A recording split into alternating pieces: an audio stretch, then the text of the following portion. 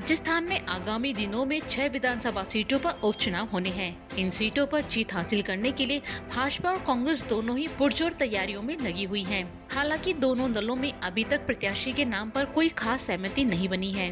कांग्रेस ने उपचुनाव में जीत हासिल करने के लिए जातिगत समीकरण साधने पर ध्यान दे रही है, तो वहीं दूसरी तरफ भाजपा सिर्फ जिताऊ कैंडिडेट पर जोर दे रही है। लेकिन यह भाजपा के लिए जीत इतनी भी आसान नहीं है। ये उपचुनाव भाजपा के लिए अग्नि परीक्षा से कम नहीं है, क्योंकि इन 6 विधानसभा सीटों में से सिर्फ एक पर भी भाजपा का कब्जा है।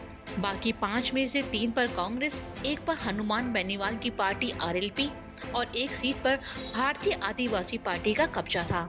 ऐसे में इन सीटों को इनके कब्जे से निकालना भाजपा के लिए टेढ़ी खीर जैसा है।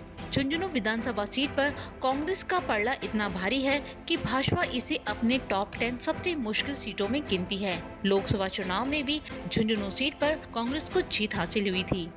वहीं खीमसा सीट राष्ट्रीय लोकतांत्रिक पार्टी के संयोजक हनुमान बेनीवाल पार्टी का गढ़ मानी जाती है। बेनीवाल यहां से विधायक का चुनाव लगातार 4 बार जीत चुके हैं। 2 बार बेनीवाल नागौर के सांसद रह चुके हैं। यह मुस्लिम और जाट मतदाताओं का बाहुल्य है।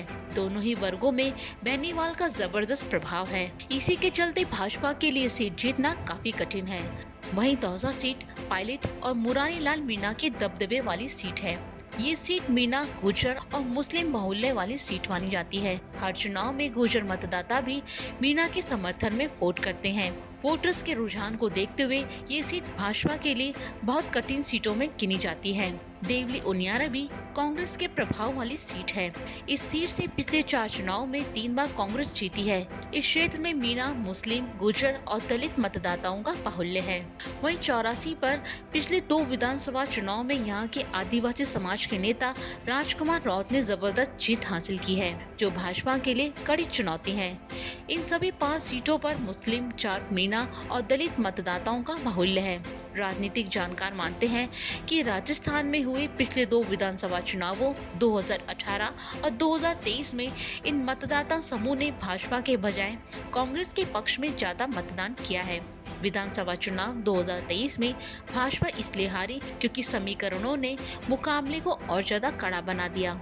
ऐसे में इन चुनावों में जीत की तैयारी के लिए भाजपा के नए नवेले प्रदेश अध्यक्ष मदन राठौड़ लगातार विधानसभा सीटों का दौरा कर रहे हैं और कार्यकर्ताओं से मुलाकात का रिपोर्ट तैयार कर रहे हैं। वहीं इन सब के बीच ये खबरें भी सामने आ रही हैं कि इन उपचुनावों को जीतने के लिए प्रदेश स्तर पर संगठन में नए तरीके से बदलाव करने की तैयारी की जा रही है। बताया जा रहा है कि भाजपा प्रदेश अध्यक्ष संगठन के बदलाव के मामले में 2 दिन के लिए दिल्ली दौरे पर हैं। इस दौरान उन्होंने भाजपा राष्ट्रीय अध्यक्ष जेपी नड्डा और राष्ट्रीय संगठन महामंत्री बीएल संतोष से भी मुलाकात की। मदन राठौड़ के दिल्ली दौरे के बाद माना जा रहा है कि संगठन में बदलाव और उपचुनाव को लेकर विस्तार से चर्चा होगी। इसके बाद संगठन के बदलाव की घोषणा की जा सकती है।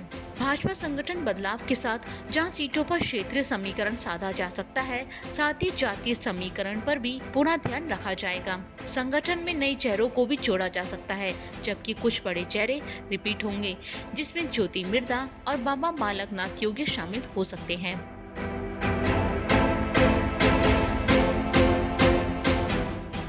संगठन में कई नेता ऐसे हैं जो मुख्यमंत्री भजनलाल शर्मा के नजदीकी माने जाते हैं, जैसे श्रवण सिंह बागड़ी, जितेंद्र गोठवाल, मुकेश दाधीच। इन नेताओं को संगठन में बरकरार रखा जाना भी तय माना जा रहा है। साथ ही पूर्व कैबिनेट मंत्री प्रभुलाल सैनी, सरदार अजय सिंह पाल, नारायण सिंह पंचारिया और नाहर सिंह जोधा भी संगठन में बरकरार रखे जाने की संभावना है। नई टीम में जातीय समीकरण का विशेष ध्यान रखा जाएगा, क्योंकि उपचुनाव से पहले किसी भी वर्ग को पार्टी नाराज करने के मूड में नहीं है।